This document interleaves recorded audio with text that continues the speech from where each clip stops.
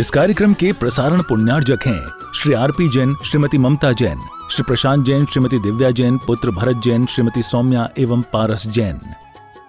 आज वर्तमान में किसी के अंदर राई के समान दोष देखने में आ जाए तो वो तिल का ताड़ बनाने में लगा हुआ है, जबकि राई के बराबर भी गुण क्यों न हो, उसको ताड़ अथवा पर्वत बना करके उसका गुणानुवाद करने वाले संत बहुत विरल होते हैं। गुरु के गुणानुवाद करने के लिए मन थकता नहीं और शब्द भी नहीं मिल पाते, किन शब्दों के द्वारा उनकी उपासना करें। कैसे उन्होंने साधना की होगी। एकाकी हो करके साधक साधना में रत रहता है। गुरुदेव ने कहा था कि वर्तमान में साधन सामग्री की कमी नहीं है, तुलनात्मक दृष्टि से कमी होना अलग वस्तु। चतुर्थ काल आदिक में जो साधन सामग्री है वह अलग क्वालिटी की, किंतु वर्तमान में जो साधना करने के लिए साधन सामग्री उपलब्ध है, किंतु साधना करने वालों की संख्या नहीं मिल पाती। उन साधनों का उपयोग करना चाहिए।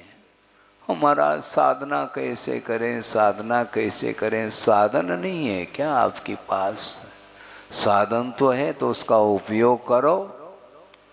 उनका ये कहना था कि शक्ति काम में नहीं आती, शक्ति काम में नहीं आती किंतु काम में ली जाती है।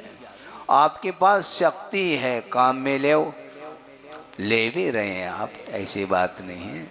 शक्ति है? धन का भी बहुत बड़ा बल होता है, उसकी शक्ति होती है और उसका सदुपयोग करने में आप तत्पर हैं। बहुत अच्छा, ये शुभ लक्षण है। आगे के जीवन को उन्नति की ओर ले जाने के लिए बहुत अच्छे साधन आप लोगों ने सदुपयोग किया और उसके माध्यम से और कोई भी सदुपयोग करना चाहता है उसके लिए पाठ दिया जा रहा है। वस्तुतः परिणामों को उज्जवल बनाने के लिए बहुत सारे साधन हो सकते हैं, होते हैं। अपने अपने यथा योग्य साधन जिसके पास जिस रूप में है उसका उपयोग करते हुए वो अपने परिणामों को निर्मलतम बनाने में लग जाए तो ज़्यादा उपदेश देने की आवश्यकता नहीं। हाँ, अकेले निकले आचार्य महाराज, उनके साथ और कोई भी नहीं निकला। उनको कैसा वैराग्य हुआ, कैसा हुआ होगा महाराज आप बताओ, हम तो बता नहीं पाएंगे क्योंकि इतने पहले निकल गए हम उस समय। हाँ, अपने आप को समझ नहीं पाते थे उस समय, वो निकल गए। किसी को ज्ञात नहीं कराया, किसी को बोला नहीं कि मैं जा रहा हूँ, क्योंकि मुझे जाना है। कोई साथ आता नहीं, आना हो तो आ जाओ, कोई रोकने वाला नहीं। समय से कर्जे की यात्रा, आप पहाड़ चढ़ रहे हैं, फिर आपके साथी संगाती की प्रतीक्षा करेंगे क्या? नहीं, वो भी तो चलेंगे। धीरे धीरे हम चल रहे हैं, आपको भी चलना है और थक जाएंगे तो आप भी बैठ जाएंगे और हम भी बैठ जाएंगे, किंतु किसी एक दूसरे के पीछे हमें बैठना नहीं है, चलते रहो। क्योंकि मार्ग में बैठा नहीं जाता, मार्ग में बैठना ठीक नहीं, क्योंकि एक्सीडेंट संभव है। चलते चलो, सावधानी के साथ अपने को दूरी तय करना है। निरंतर चलते चलो कह रहे हैं आचार्य, जब तक मंजिल प्राप्त न हो तब तक हमें चलना ही है। और वो अकेले निकल पड़े और कौन अनुमान लगा सकता है कि इस प्रकार का रूप सामने आएगा। अकेले थे, कोई साथी नहीं और विशेष भाषा आदि की अपेक्षा से भी कोई ज्ञान नहीं।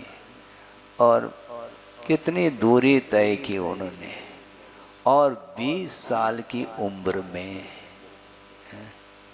आप लोग कहते हैं अभी तो महाराज खाने पीने के दिन हैं। अच्छा, दिन को भी खा लेते मतलब है, खाने पीने के दिन हैं, दिन को खाया जाता है। अर्थ ये है महाराज अभी तो संसार को देखा कहाँ है, तो देखना चाहो क्या? अनंत बार संसार को देखा है संसारी प्राणी ने, इसके उपरांत भी और देखना चाहता है। इसलिए कीचड़ में पैर डाल करके धोने की अपेक्षा से डालना ही ठीक नहीं, ऐसा मान करके वो निकल गए। और निकलने के उपरांत एकाकी हो करके उन्होंने साधना की है। विशेष कोई सिद्धांत का ज्ञान नहीं, भाषा का भी ज्ञान नहीं। और आचार्य ज्ञान सागर जी महाराज वृद्ध अवस्था में हैं, 75-80 को छूने वाले होंगे उस समय ये पहुँचे। और वो आचार्य महाराज सुनाते थे कि आचार्य ज्ञान सागर जी महाराज मारवाड़ी भाषा में बोलते थे। अब इनको हिंदी नहीं आ रही है और मारवाड़ी क्या, लेकिन फिर भी धीरे धीरे बोलते थे, बताते।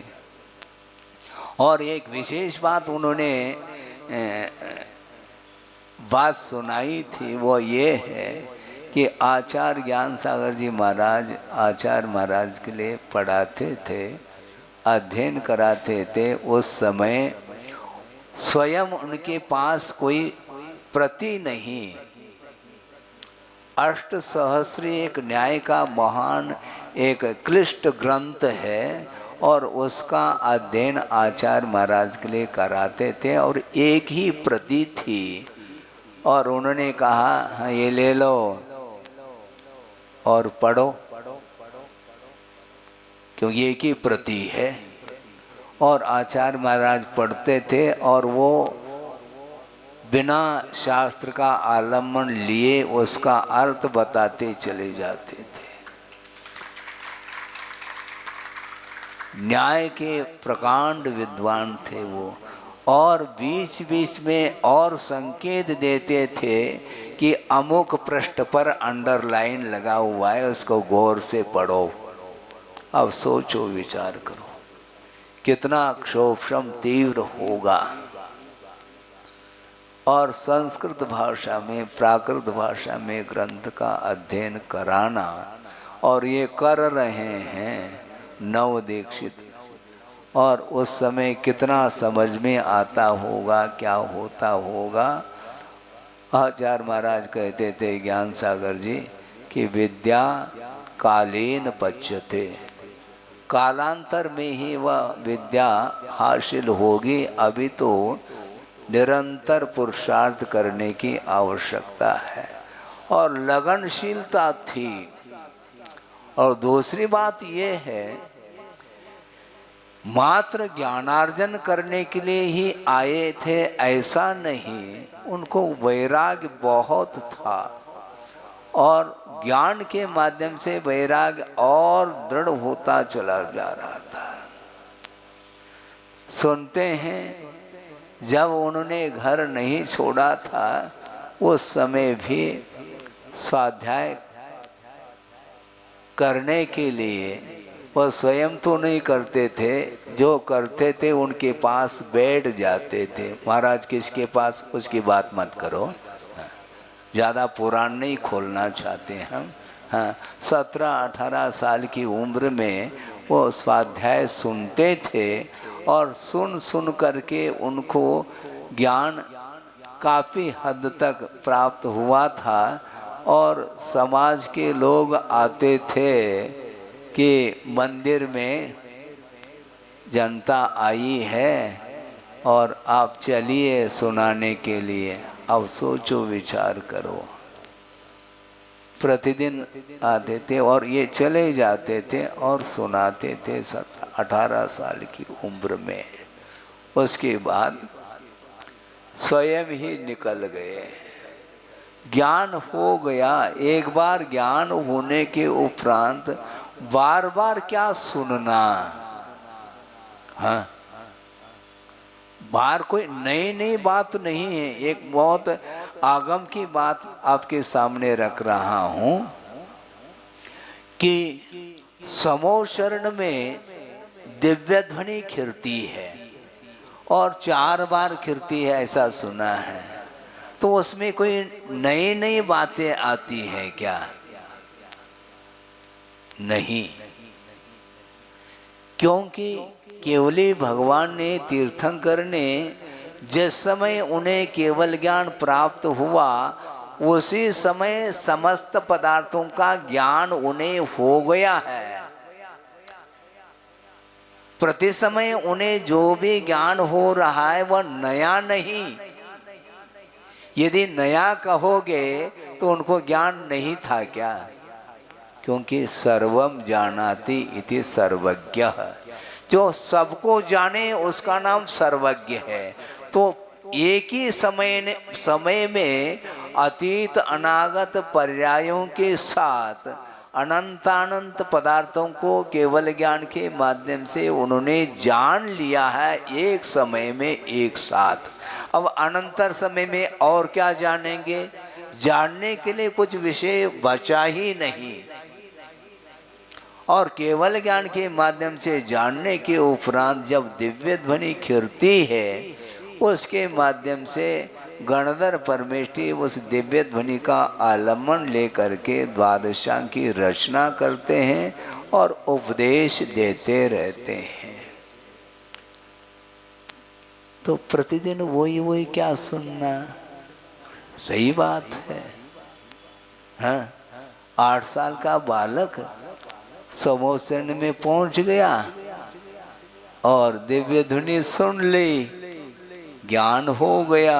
8 साल अंतर्मूर्त में सम्यक्त को उत्पन्न करने की क्षमता रहती है, बल्कि रत्नत्रय को प्राप्त करने की भी क्षमता आ जाती है।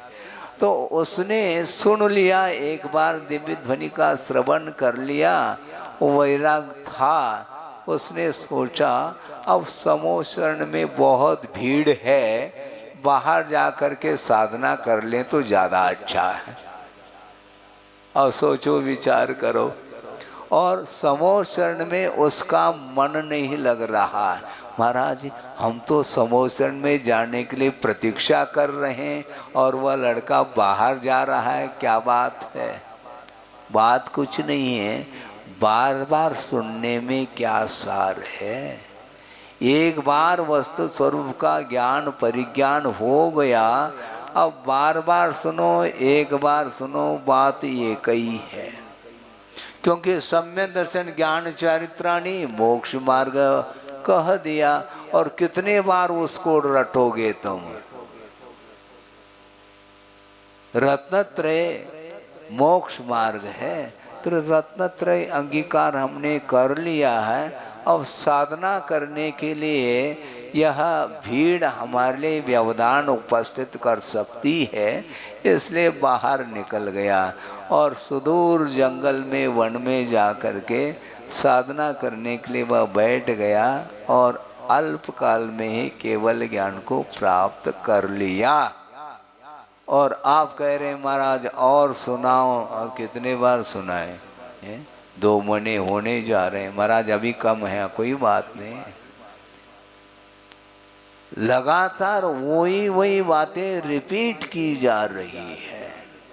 आत्म तत्व का, वस्तु तत्व का बोध होने के उपरांत कुछ शेष नहीं रहता बताने के लिए, फिर भी मन लगाने के लिए बार बार उसी चीज को रखा जाता है। बारह भावना में क्या बोलते हैं? अपनी अपनी बार, मरना सबको एक दिन, अपनी अपनी बार। कल भी वही लाइन आपने बोला था, आज भी वही बोल रहे हैं, प्रतिदिन वही बोल रहे हैं। बोलो क्यों? कुछ काम भी तो करो। बोलते जाओ, निरंतर आपका उपयोग बना रहे, इसलिए बार बार अनुप्रेक्षा भाई जाती है। भाई भाई जाती है, भाई है भाई। हाँ। बहुत कठिन है, लेकिन प्रतिदिन वो पंक्ति सामने आते हुए भी तत्काल उपयोग थोड़ा सा लग जाता है, फिर बाद में बाहर आ जाता है। बाहर ही रहता, उसका मन केंद्रित नहीं होता। गुरुदेव ने एक बार बात कही थी, वो ये है, जिसका उपयोग लगा हुआ है, ध्यान में जो लीन है, उसके लिए स्वाध्याय की कोई आवश्यकता नहीं, ऐसा कहा था। हाँ, क्योंकि स्वाध्याय का फल दिख रहा है। उपयोग को लगाने के लिए शास्त्र का स्वाध्याय किया जाता है, आगम का अध्ययन किया जाता है, और जिसका उपयोग लग गया है शांतिनाथ भगवान के चरणों में, फिर शास्त्र खोलने की आवश्यकता इसलिए नहीं है कि वह शास्त्र वह खुला है। शास्त्र हमें इसको खोलना पड़ रहा है, वह खुली किताब है, इसमें वीतरागता को ढूंढना पड़ता है। वहाँ पर साक्षात वीतराग मुद्रा देखने में आ रही है। इसलिए आप लोगों को मान लो ज़्यादा ज्ञान नहीं है, कोई बाधा नहीं, खुली किताब है। गुरुदेव ने कहा था कि क्या शास्त्र में जो भी लिखा है वह घटित हो रहा है, ऐसा नहीं, किंतु जो घटित हो रहा है उसको शास्त्र में अंकित किया है। जगत को देखो, हाँ, जगत रहो, जगत में रहो, संसार में रहो, लेकिन जागृत रहो। ये बहुत कठिन होता है महाराज, जागृत होना। बहुत जल्दी हम सो जाते हैं, जागृत हो करके भी वो सो रहा है, क्योंकि दुकान में बैठ करके वह जागृत है, धार्मिक क्षेत्र में वह सो रहा होता है। इसलिए बार बार बार बार उपदेश देने की आवश्यकता पड़ती है। संत संत की अंत, ऐसे कौन से कितने संत हैं दुनिया में जो इस प्रकार के भाव को लिए हुए हैं, निरंतर अपनी साधना करते करते चले गए, और साधना करने की जिसकी रुचि है उसके लिए उन्होंने पाठ दे दिया है कि इस प्रकार चलना चाहिए। और दूसरी बात यह है कि सारा विषय ग्रंथ में नहीं मिलता है, क्योंकि उपलब्ध जितना आगम है उतना ही थोड़ी है। द्वादशांग जो आगम है वह वर्तमान में मिल नहीं रहा है। जो मिला है उसको पढ़ो, और जो साधना कर रहे हैं उनको देख देख करके चलो। नाती चलता क्या नहीं है? है?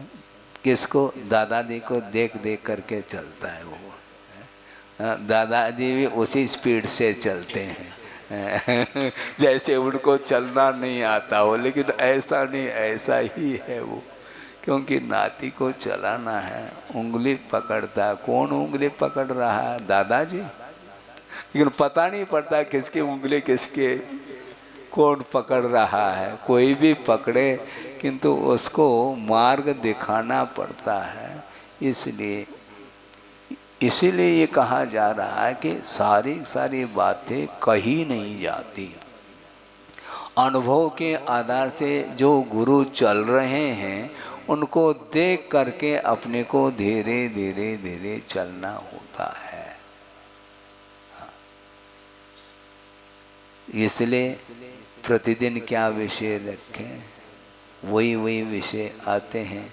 और छद्मस्त का ज्ञान अल्प ज्ञान माना जाता है। केवल ज्ञान के विषय में समझना अल्प ज्ञान के द्वारा संभव नहीं, बल्कि यहाँ तक कहा है कि जो आगम में द्वादशांगात्मक जो आगम है वह बहुत अल्प है, बल्कि अनंतवा भाग है। और अनंत बहुभाग वह दिव्य ध्वनि का विषय बनता है, द्वादशांग का नहीं। सारा द्वादशांग का जो विषय है वह अकथ्य के कोटि में आता है, उसका कथन नहीं किया जा सकता, उसका अनंतवा अंश ही कथन करने में आता है। हाँ। और जो दिव्य ध्वनि में विषय आया है वह भी अनंतवा भाग आया है केवल ज्ञान का। और केवल ज्ञान कितना है, वह दिव्य ध्वनि का अनंत बहुभाग नहीं, अनंत गुना कह दो आप। तो ऐसे स्थिति में केवल ज्ञान के माध्यम से पदार्थ का स्वरूप तो जानने में आता है, किंतु पूरा का पूरा पदार्थ केवल ज्ञान के द्वारा भी कहा नहीं जा सकता। क्योंकि केवल ज्ञान के द्वारा कहा नहीं जा सकता, श्रुत ज्ञान के माध्यम से ही वर्णन किया जा सकता है। केवल ज्ञान के माध्यम से मात्र जाना जा सकता है। जानना और आगम का रूप देना, शब्द रूप देना बहुत अंतर होता है। क्योंकि आत्मा का स्वरूप अमूर्त है और अनंत गुणों का वह पिंड है, तो उसका कथन हम कैसे कर पाएंगे। तो एक ही द्रव्य का भी कथन करना कठिन हो जाता है। इसके उपरांत भी केवली भगवान समस्त पदार्थों को जान रहे हैं, किंतु उन्हें जानने में आनंद नहीं आ रहा है, किंतु स्वाद लेने में आनंद आता है। जानने में आनंद आता है क्या? जानते रहो, देखते रहो, जानते रहो, आनंद जो आएगा वह स्वाद लेने में आएगा। स्मृति का विषय बन रहा है फिर भी आनंद नहीं आता, क्योंकि इंद्रिय के माध्यम से उसका स्वाद लिया जाता है। इसलिए स्वाद ले, इसमें जो लिखा है बस लिखा है, लखने का पुरुषार्थ करना चाहिए, उसको समझने का, अनुभव करने का पुरुषार्थ करिएगा। इसलिए साधना के माध्यम से उन्होंने बहुत कुछ उपलब्धि उन्होंने की है। इसके उपरांत भी उनकी लघुता और उनके अंदर जो विशालता है उस ओर दृष्टि जानी चाहिए। चाहे अल्प ज्ञान हो चाहे ज़्यादा ज्ञान हो, आत्म संतुष्टि जिसके अंदर है वह सुख का, आनंद का अनुभव कर सकता है। नहीं है तो वह हाय हाय ही हमेशा, इनके पास इतना है, इनके पास इतना है, इनके पास इतना है। कहाँ तक तुलना करोगे? और संसार में हमेशा तुलनात्मक दृष्टि से ही सुख उपलब्ध होता है। अनंत सुख चाहो तो अतुलनीय सुख माना जाता है जो शुद्धों का होता है। अरहंत परमेष्टि को भी शुद्धत्व का संवेदन नहीं है, क्योंकि वह अंतिम पर्याय है शुद्ध अवस्था, और अरहंत अवस्था अभी एक और सीढ़ी चढ़ने पड़ेगी। अभी 4 घातिया कर्मों का क्षय करके केवल ज्ञान उन्होंने प्राप्त कर लिया है, किंतु अघातिया कर्मों का उदय अभी भी विद्यमान है और सत्ता में भी विद्यमान है। इसलिए केवल ज्ञान प्राप्त होने के उपरांत भी उस केवल ज्ञान में शुद्धत्व पर्याय भी जानने में आ रही है। केवली भगवान को किंतु संवेदन नहीं कर सकते हो। अनागत पर्याय ज्ञान का विषय बन रहा है, किंतु संवेदन का विषय क्या बन रहा है? असिद्धत्व का ही संवेदन वो करते हैं। इसलिए उनकी वह पर्याय भी वैभाविक पर्याय मानी जाती। एक दिन कहा था ना, क्या कहा था भूल गए?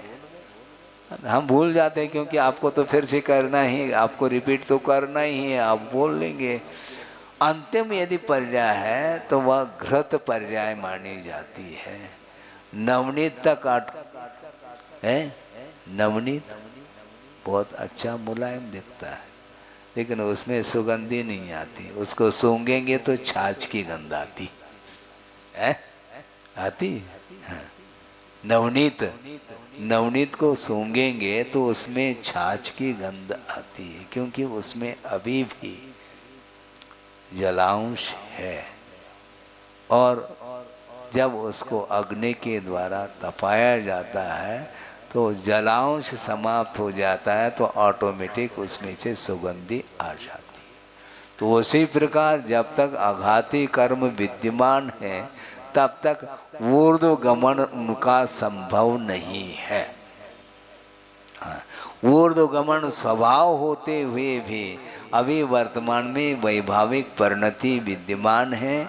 इसलिए आघाती कर्मों का जब क्षय होता है तो एक समय के लिए भी वह यहाँ पर रहना पसंद नहीं करेंगे। पसंद क्या, उनका स्वभाव ही इस प्रकार है। अग्नि ऊर्ध्वगमन अग्नि का होता है, क्यों? स्वभाव। किंतु जब तक हवा है, हवा के झोंके के कारण उस अग्नि में स्पंदन है। उसी प्रकार जब तक योग की परिणति रहेगी तब तक आत्म प्रदेशों में स्पंदन रहेगा। इसलिए ऊर्ध्वगमन स्वभाव प्रकट नहीं हो पाता। इसलिए एक बार मोक्ष कहाँ है? कई लोग कहते महाराज ऊपर है। नहीं, गलत बात है। ऊपर मोक्ष नहीं, मोक्ष तो यही होता है। निर्वाण कल्याणक यही मनाने के लिए आते हैं, और निर्वाण होने के अनंतर समय में ही उनका ऊर्ध्वगमन हो जाता है और लोक के अग्रभाग पर जा कर के विराजमान होते हैं। और उपचार से उस स्थान को हम मोक्ष बोल रहे हैं। मोक्ष तो यहीं पर, वहाँ पर नहीं। सतना से मुक्ति मिलेगी तो वहाँ जा कर के विराजमान होंगे। यहाँ बैठे रहोगे तो नहीं। क्या करना चाहो बोलो? है? सतना को छोड़ना पड़ेगा? हाँ, छोड़ना तो पड़ेगा। है? छोड़ने की इच्छा नहीं। हाँ? वो सही बोल रहे। हाँ? वो सही बोल रहे हैं महाराज, छोड़ना चाहते हैं, नहीं छोड़ पाएंगे। खेल नहीं है ये, तो बहुत विचित्र मोह की परिणति है। वह बार बार समझने के उपरांत भी वहीं पर वह टिका रहता है। क्षायिक सम्यक दर्शन होने के बावजूद भी वह अभी भी वहीं रमना चाह रहा है। चक्रवर्ती देखो, कहाँ गए चक्री, ऐसा अपन बोल रहे हैं, किंतु जब तक वो रहें तब तक उनको उसी में रस आ रहा है।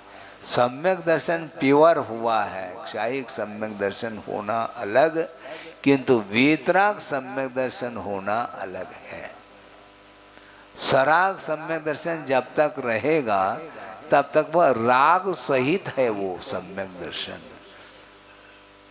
रागांश समाप्त होना चाहिए वीतरागता के बिना, क्योंकि वस्त्रधारी है। सम्यक दर्शन क्षायिक है, रखो अपने जेब में क्षायिक सम्यक दर्शन को।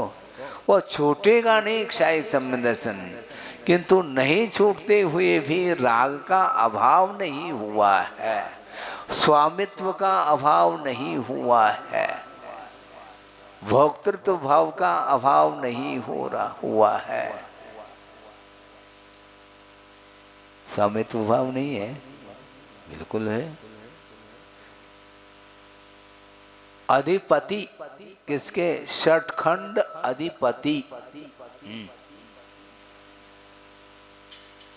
तीन लोग के अधिपति बनो ना, वो बाद में बनेंगे, अभी तो षटखंड अधिपति बनने में हमें आनंद आ रहा है।